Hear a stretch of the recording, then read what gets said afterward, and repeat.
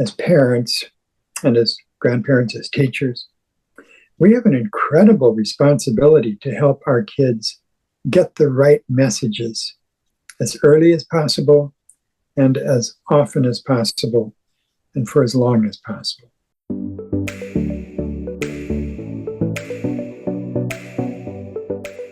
Welcome to the Loan Officer Team Training Podcast. My name is Irene Duford, and I'm your host today. I am so grateful to have on with me Dr. Shad Helmstetter, who is a world-renowned expert and pioneer in self-talk. And I want to just welcome you, Dr. Shad. I am so grateful that you're here today. Well, thank you. It's great to be with you. So I wanted to start out, this is our second podcast that we've done. The last one was a few years ago. And you were one of my first guests. I knew that when I started this podcast, I wanted you to be on it. And I'm so grateful that you said yes. But I wanted to talk a little bit more about parenting and what to do with self-talk with our children, with our grandchildren, with other people around us that are young. We started to talk a little bit about it on our last podcast, but I wanted to delve into that a little bit more. But first, I want the audience to know who you are and how you got started. And if you could share that with us, that would be great. I've written a number of books on the subject of self-talk and personal growth. And it's all based on the neuroscience of self-talk. I was interested very early on in human behavior and why some people are successful while other people aren't. And I wanted to know more about that. Fortunately, prior to my work in the field of self-talk, I was in the field of foreign languages. At one time, I was a Spanish-English interpreter in Cuba during the Cuban Missile Crisis. And I had learned from studying foreign languages that you could learn a language by hearing it played around you. That is, we were given an old style open reel tape recorder to listen to messages and sentences in the foreign language, and then we would use headphones. That's how we would learn the language, and then we would practice it. I didn't want to use the headphones, so I just let that tape player play in the background while I was doing other things each evening. And what I discovered was that I was picking up the language and learning it really well just by hearing it played in the background. And the reason for that is that's the way our brain is designed. When we're children, we learn our first language as perfectly as the people around us are speaking it without going to a day of school to learn it. No one's really trying to teach us the language other than a word here or there. We're picking it up. In fact, most of the language we learn when we're children isn't even spoken to us. It's just spoken in the background of our lives. And I put two and two together and thought, if we can learn our first language just by hearing it, that means the brain must have a mechanism for doing that. And secondly, if we could learn a new language, like Spanish or Russian or some other language, by hearing it played repeatedly in the background, if that's the case, if our brain does have a mechanism for doing that, and it does, then why not use the same rules that apply to learning a language? Why not apply those rules to learning the language of positive self-talk, which is actually language. Self-talk is the language we think in. Self-talk is mostly unconscious. It's our conversation with ourselves. It's our thoughts that we think about consciously and unconsciously. It's even the things that we say about ourselves and about the world we live in. And my early studies, because I was so interested in why some people are successful and other people fail, my early studies had to do with successful people. I decided, instead of just studying sick people or people who have problems, why not study people who are doing really well? And I discovered that they speak in a different language. It might be English, but it's still a different language. And I began studying the words that those people were using. Those were the words they were thinking in. And eventually I compiled a list of those words and phrases and messages that people who are doing, and I don't mean just successful financially, but successful overall in life. Their sense of well-being was high. Their self-esteem was good. They dealt with problems really well, and they overcame them, and so on. And what we discovered was the brain gets programmed by the messages we give it. And the part of the brain that stores all of those messages doesn't know the difference between something that's true and something that's false, or right or wrong, or bad or good, or positive or negative. The brain's job is to just wire it in through repetition, neuroplasticity, just wire it in, and then the brain acts on those programs as though they're true. So in a nutshell, what that gets down to is we have all been programmed from birth, first by others, the world around us, our parents, brothers and sisters, friends at school, then what we're watching on television, today's social media. All of those messages we're getting that are repeated are actually being wired into our brain, and our brain is acting on them as though they're true. And that's what makes up most of our self-esteem. That's where our self-belief, or high self-belief or low self-belief, comes from. And it's that language that drives us. And what we've learned, and what's very clear, based on the neuroscience of self-talk, we can change that language. We can change not only the self-talk we use, but we can change our self-esteem, our self-image. We can change how we look at the world and life. We can change our goals. We can change our ability to take action, move forward, and succeed. We get to do that by changing the language of our self-talk. I love that. And that's what I learned from you many years ago when I first found your book. And then I was able to see you speak live at Brian Buffini's event, his mastermind event, which was amazing. And I'm so grateful for that, because it helped me see that no matter where you are, you can change. And you can change. Tell us how we change. What do we need to do each day to change our wiring, to change our programming? The key is repetition. It's very clear from the study of neuroplasticity. The brain is designed to rewire itself throughout our entire lifetime. We used to think that the brain stopped growing or changing when we reached young adulthood, but that's when we couldn't watch the brain work yet. Now, because of computer imaging technology, we can watch this process happen. And what we've discovered is that the brain is receptive to any input you give it.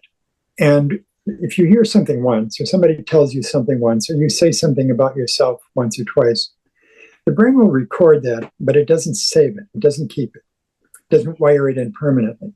But when that same message gets repeated again and again and again, and similar messages get repeated together, then what happens is the brain thinks, oh, that must be important because it's being repeated. I better pay attention to that. I better record that permanently so that it wires in. And so we actually get wired by our environment, by all of those things around us. And then we get wired by our number one programmer, which is our own self-talk. The problem, Irene, is this. Unless you make the choice, in most cases, unless you make the choice to change your self-talk, it's just going to stay the same. It's designed to do that. The brain it obviously doesn't want to change who you are and how you think and how you feel day after day after day. So it's going to be consistent. The brain is designed to fly us through life on autopilot, or the majority of our programs are unconscious. About 90% of them are actually unconscious. And those are the programs that are sending us through life. So that's our autopilot. And anyone watching or listening today, if you think about it, you can recognize that you can go through an entire day without even thinking consciously what you're thinking about. You can drive to work without remembering how you got there. Yes. So what direction you took.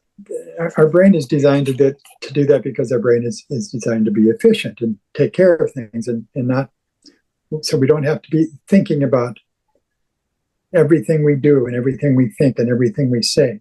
But because autopilot, each of us has one, because our autopilot is so natural, it's easy to think, well, that's just the way I am. Well, that's who I am. Or some people will say, oh, I'm just no good at math. Or I'm just terrible when I meet people. I'm just no good at meeting people. Whatever they happen to say, there are obviously thousands of things that we say to ourselves constantly. That's negative self-talk. And we don't realize that not only is that not the way we have to be, that's just the wiring that we helped put in our brains. And if we want to change that, if we want to change that, we can. And it's not that difficult to do. You have to be aware of it.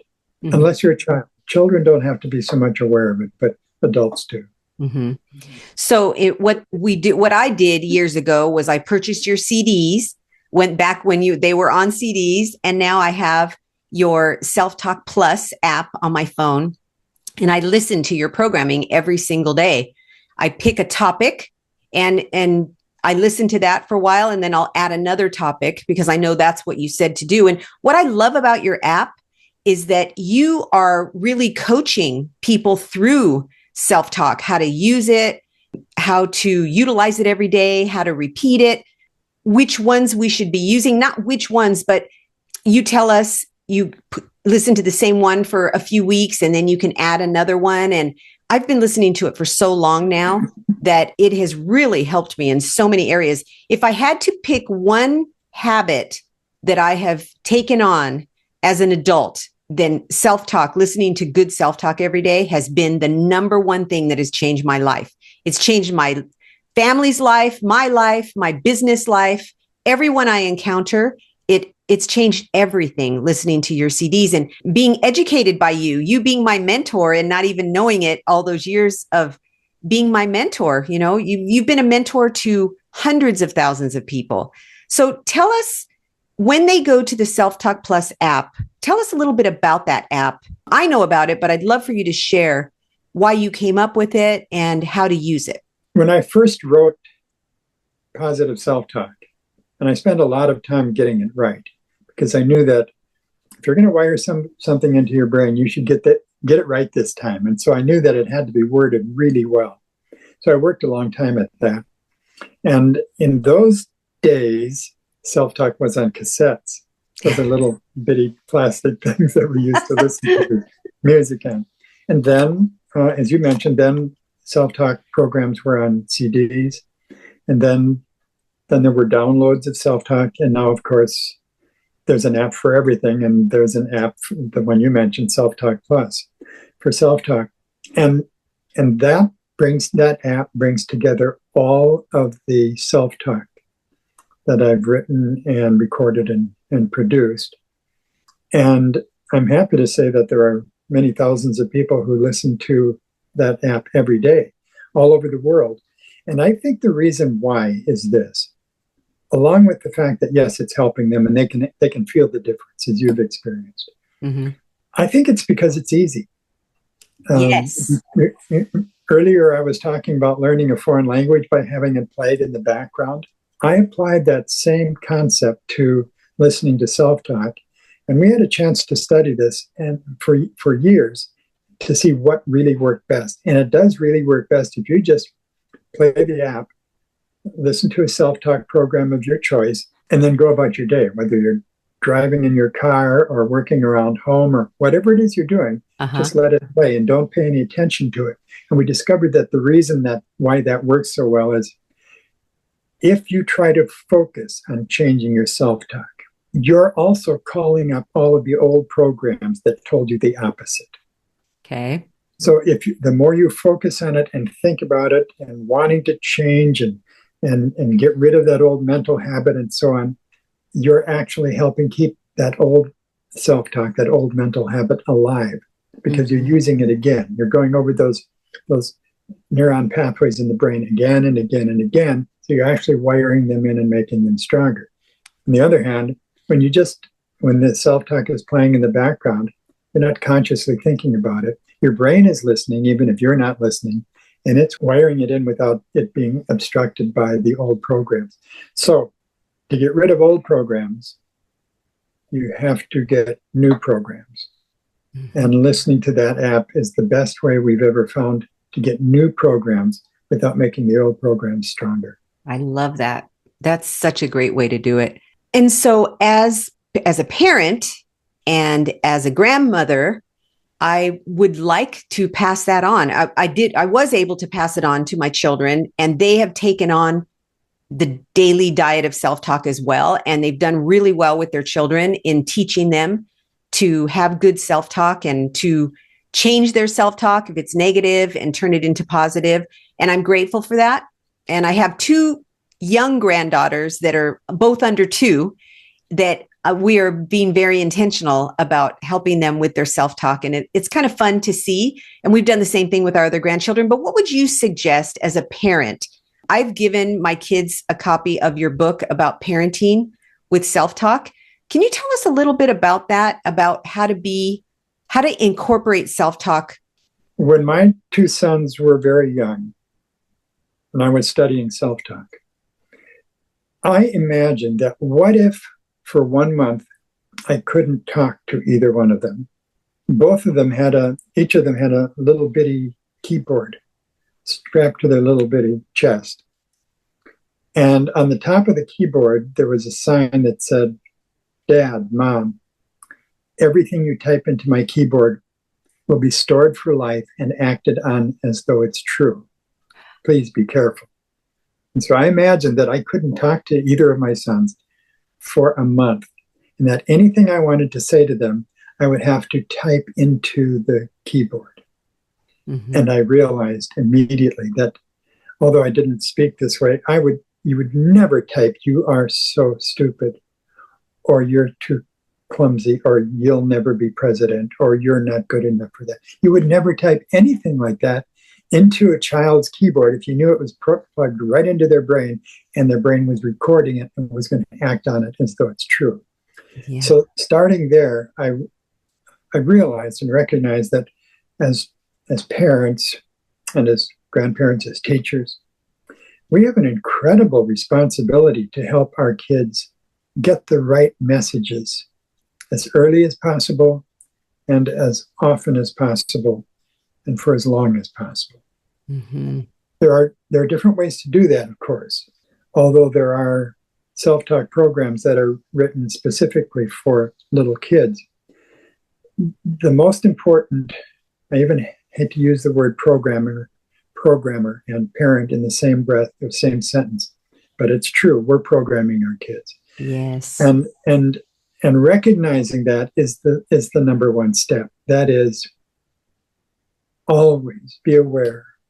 Even the slightest things you say, even the unconscious messages that you give your kids, that we give our kids with a look or an action, is being wired in. The brain is designed to do that. So the more you're aware of your own self-talk, the more we're aware of making sure that we're thinking and saying the right thing. So we're programming our own brain properly. Mm-hmm. The more we're aware of that, the more we tend to be aware of the people around us, especially kids. That means that a lot of parents who learn about this change the way they talk to their kids. They literally speak differently to them. And it doesn't mean that they just praise them all the time, false compliments and that kind of thing. No. Good self-talk is very practical. It's very realistic. It's not Pollyanna positive, but it is based on optimism rather than pessimism. Optimism is how do you optimize any situation? How do you get the best of any situation? Good self-talk helps you do that. By the way, there's a specific reason in the brain that optimism beats pessimism. Optimism is better for you than pessimism. And that's because, and this is one of the greatest discoveries of the last, perhaps in all time in terms of human behavior. This is one of the greatest discoveries. We didn't know this until recently. people who people who think and speak in the negative actually grow more neural connections in the right prefrontal cortex of their brain. That would be right behind there. Uh-huh. And that makes that part of the brain stronger. It makes it more active, and it makes it dominant. That's unfortunate because that happens to be the part of the brain that causes us to run or flee or hide or shut down or not seek solutions and not become successful. So I call that the failure center of the brain. Uh-huh. On the other hand, people who think in the positive actually wire more connections into the left prefrontal cortex of their brain. And that part of the brain becomes stronger, gets more connection, becomes more active, and becomes dominant. And that's good, because that's the part of the brain that helps us search for and find alternatives and options, take action, get things done, and be more successful. So we literally have a failure center of the brain, in my terminology, and a success center of the brain. And we get to program that success center. We get to make it stronger. And it's our self-talk that does that. So when you're talking with children, it's just be aware. Which part of their brain am I programming? Which part of their brain am I making stronger? And whatever effort it takes to do that, it's worth it. Because we're literally creating the self-image that child or that young person will carry with them, very likely for the rest of their life. And it starts when they're young. That's so powerful. What you just said is so, so powerful. When they're young, and maybe you've made mistakes with them, which we all have as parents, right? We make mistakes.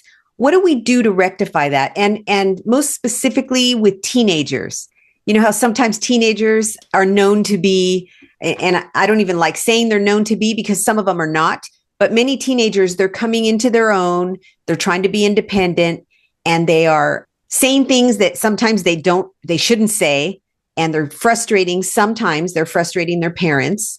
And sometimes there's some mental health issues as well. How do parents deal with that? At some point in time, this will probably be taught in school early on. It's already being used in some schools. And the more teachers become aware of this, the more they will tell the self-talk story. They'll relate the self-talk story to the kids in the class. Kids understand this very early. If I've known kids who are 5 and 6 and 7 years old who understand this well enough to describe it to a friend. That is, the way they talk to themselves is going to end up making them be happy or being unhappy, have friends or not do well with friends, and so on. So I recommend talking to kids, whatever their age is, they're old enough to understand, talking to kids about this and telling them how it works. And the reason they seem to understand it so quickly is they're all using things like this. They're already using things.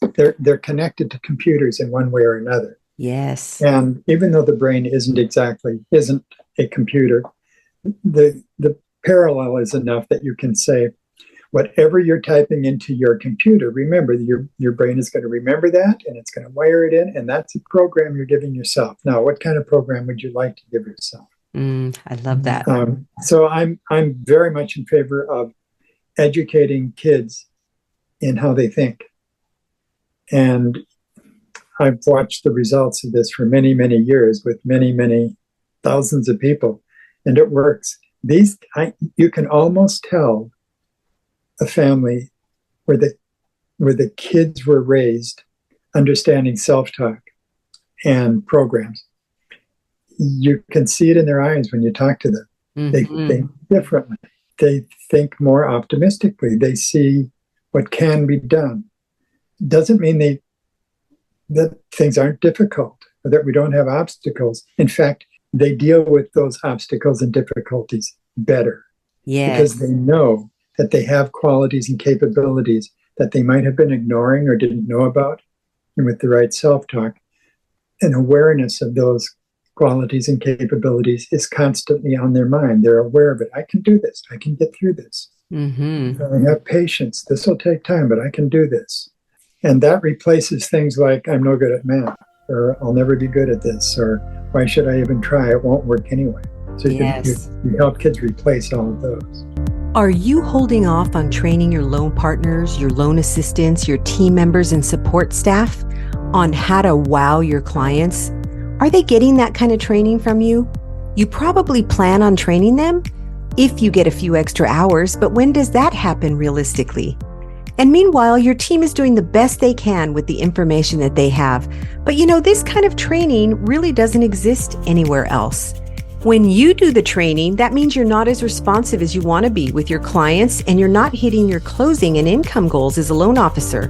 So how much is it costing you to not have a team that's properly trained how to wow clients and referral partners so that they only want to work with you because of the great experience that they're getting? We teach them how to use efficient step-by-step processes and systems that work, how to follow up so nothing falls through the cracks and loans close on time and even early, how to build wonderful relationships with clients, how to wow people so they go, man, that was an amazing experience. The members of his or her team are amazing. They're so on it. How to use scripts and dialogues for winning clients, setting expectations and communicating with clients so that you can prevent problems down the road. How to handle difficult clients, how to make clients feel appreciated and valued, and how to handle and overcome objections. It might be time to ask for some help. That's why we're here. Loan Team Training has our next live WOW training coming up. We train your team for you so you can focus on closing loans.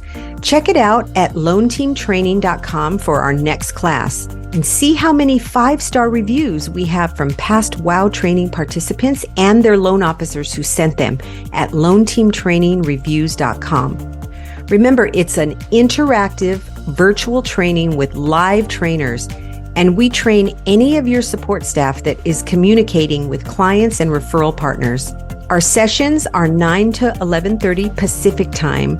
Check us out and sign your loan partner or team member up at loanteamtraining.com. And as a family, I think even if you take it on for the first time, you start to use self-talk for the first time, you're an adult, maybe you have teenagers, maybe you have kids that are younger, and you sit down with your kids, like you said, sit down with them, educate them, let them know, and work together as a family to have better self-talk. The kids can also remind the parents.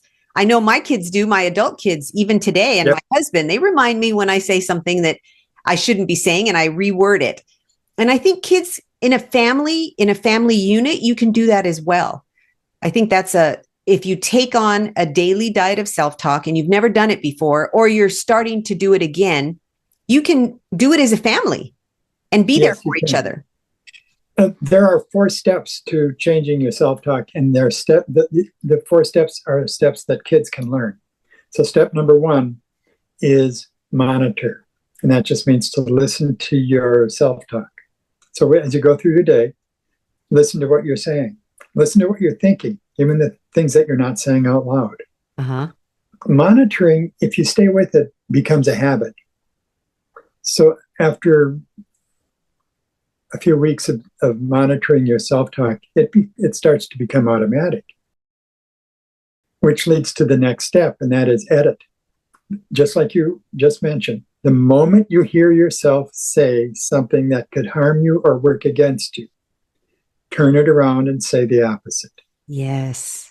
There are people who for years have said, I have the world's worst memory, or I can't remember names. I'm just no good at remembering names. Now, they've been actually wiring that into their brain. Then they have a meeting and they meet somebody and they think, I've got to remember this person's name. And they're introduced and they hear the name. And then 7 seconds later, the name is gone, and they're mentally going through the alphabet, trying to remember what this person's name is. And their brain is saying, see, I did what you told me to. You've been telling me for 34 years that you can't remember names. You got it. Done deal. Yes. So when you turn that around, you say, I'm going to change this. I'm going to change my self-talk. I'm going to edit the old self-talk. I'm going to get a better memory. And you first turn that around and you say, I've got a great memory. You think, I'm kidding myself. That's just not true. I have a terrible memory. But just stay with it. I've got a great memory. I like people. I'm interested in them. I pay attention. And I care about them, and it shows, and I remember their names. That self-talk, even practiced for a week or two, will change how well your memory works when you meet the next person, the next new person you're going to meet.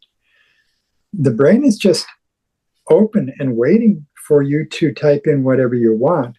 So you might as well type in things that work for you instead of work against you. Yes. And my message also today, and I know this is your message as well, is it's never too late. It's never too late to start to change your self-talk. I don't care how old you are, what you've been through, anything. You can change your self-talk if you're intentional about it by listening to the good self-talk. Yeah, I hear from people who are very elderly. And sometimes maybe they've read one of my books. Mm-hmm. And so they'll write to me and they'll say, Dr. Shad, I wish I had learned this so many years ago. Look at all the time I've wasted, or something like that. One of these gentlemen, I called him. It was a surprise to him, but I called him because his phone number was on his email. He told me on the phone that he just felt depressed because he had wasted all this time. No one had ever told him how it works, how he could have changed his self-talk. And I said, well, all right, I understand that. How old are you? And he told me, I think it was 82 or something like that. And I said, all right, how long do you think you're going to live? And he said, well, I don't know, but I probably am going to live another, 5 or 6 years or something, maybe longer. And I said, all right, look, just imagine what you can do. Just imagine the gift you can have and use and spread for the next 5 or 10 years. And he ended up setting a goal to do that. And I heard from him later, his whole attitude on life had changed. He was renewed because he realized, it's not too late. Mm-hmm. Yeah, so that happens a lot. You're never, ever, if you're breathing, you can still grow. If you ever wonder if it's too late, ask yourself the question, can I still learn and can I still grow? And if the answer is yes, I can, then it's not too late. Then go for it. You just have to be intentional about it and have good self-talk. I have taught people how to rewrite their self-talk with people that I coach and stuff, how to rewrite it from the negative to the positive. And then they have put that into place and their business has grown just from that one thing. I have people that I've coached that have told me everything that you've taught me in the mortgage business and how to get business and how to do all of the things that have to do with the mortgage business. The one thing that has helped me the most is how to rewire my self-talk, how to reprogram, and how to change my self-talk in a good way. And so that is because of you, Dr. Shad. It's because of you, because of what I've learned from you, and everything we learn, we teach other people and then they teach other people, and it's a ripple effect. And I'm grateful. I'm grateful that I've learned. I love your industry, and it happens to be an industry in which when you're active in that field, you can help a lot of people. And at the same time, you can get told no a lot, and you can hear a lot of negatives, and it's a matter of which is going to win. It's like a balance. It's like a balance. Do the positives win or do the negatives win? And you can tip the scales in your favor and win more often. And I'll tell you that really makes a difference. I'm sure people in your field can relate to this. The way you approach a contact or a customer, a client, the way you approach that person is based on how you feel about you. and your ability to do well, to perform a service, to do well, to help them. But it starts with your own self-esteem, your view and opinion of who you are. And I know, because I've met them, there are people who will go into that first meeting believing that they're going to fail.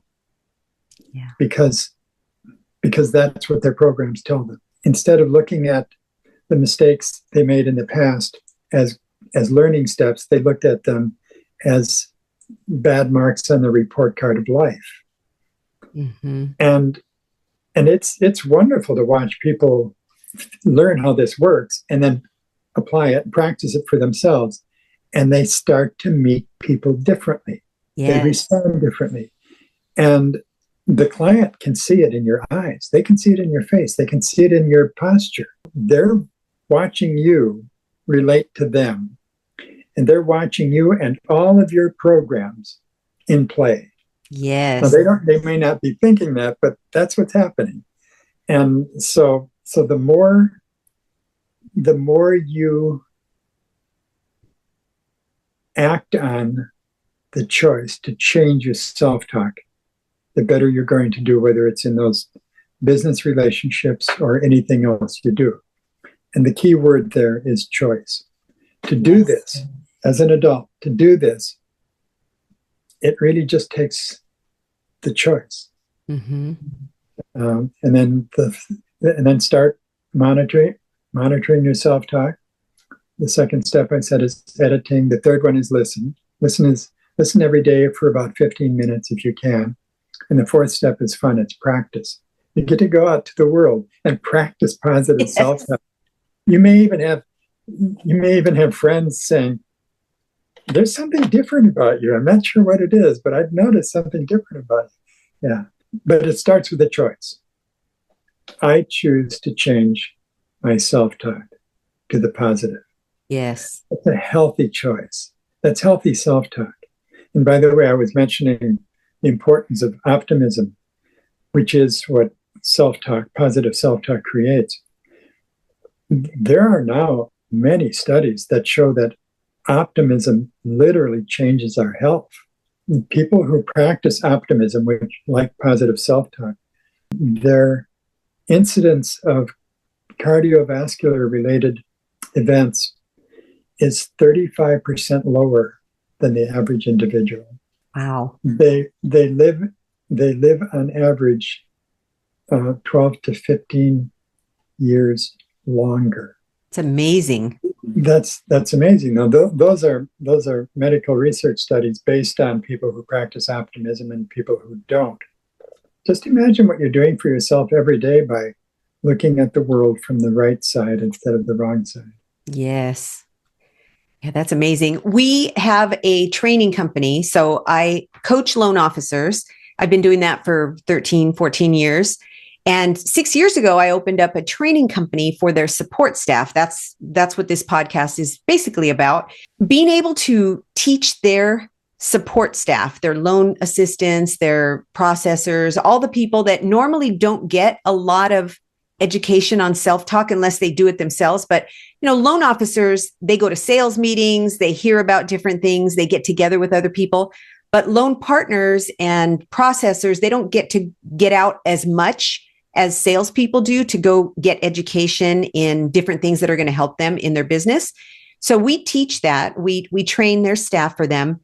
But I made a decision before I ever started creating a course that every course we ever do in our training company is going to have self-talk right at the beginning. The foundation of the class is going to be teaching them about self-talk.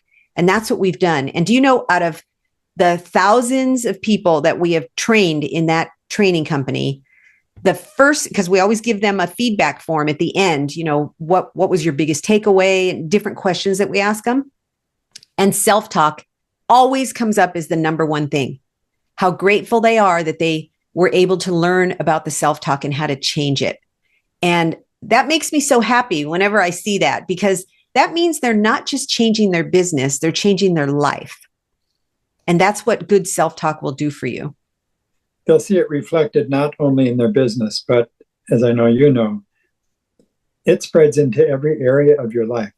I know people who listen to self-talk to lose weight who start getting to work on time. That makes sense. I know self-talk people who listen to self-talk to improve their finances, and they start talking to their kids differently. I mean, the brain isn't compartmentalized between work and home and things like that. Yeah. So when we start changing our self-talk, rewiring our brain, we're not just, and we think we're just working at being on time.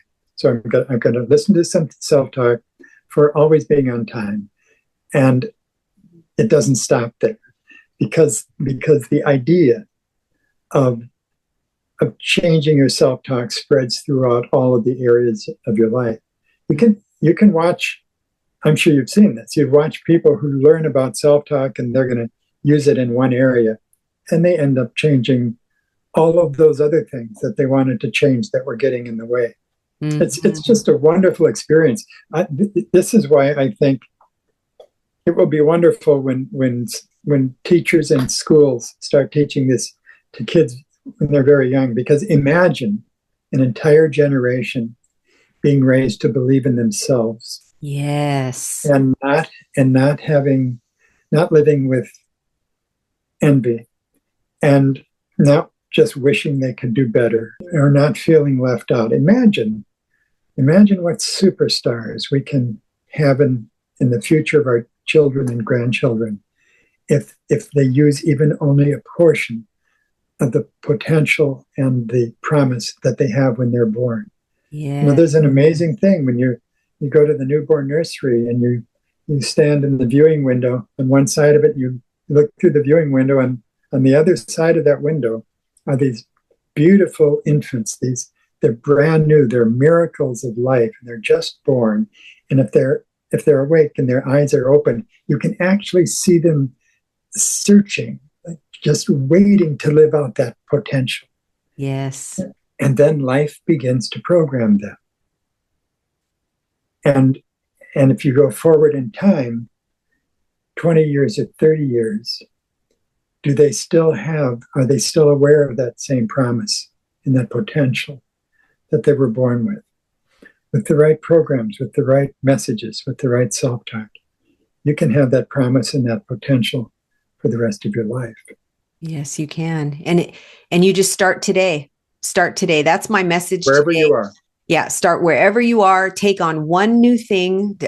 Think about one type of self-talk, one thing that you want to change about what you say to yourself. And then it's like a ripple effect. It'll keep, like you said, it's like a waterfall, right? It starts with a little bit drip of water, and then it gets more and more. I'm just so grateful to know this and to teach my grandchildren my kids and my grandchildren, my husband, they're the most important in my life. And I get to teach this to the people that I coach and people we train. But the most important thing to me is teaching it to my children and my grandchildren. And you're never too old. You're never too old. You're as an adult child. It's okay for your moms to keep teaching you, for your dad to keep teaching you, and for you to be teaching your mom and dad as well, no matter how old you are, if they're still alive. And it's the same with my grandchildren. I take every opportunity I can to teach them about self-talk, to talk to them about it, and to help them. And, as you were talking, I decided in my mind, it came to me, I had an answer to prayer while you were talking. I've been praying about how I can reach my grandchildren even more. And some ideas came to me as you were talking, just came right to my mind. So I'm grateful.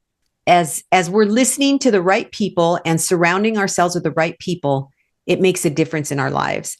And I have surrounded myself with your self-talk most of my adult life now.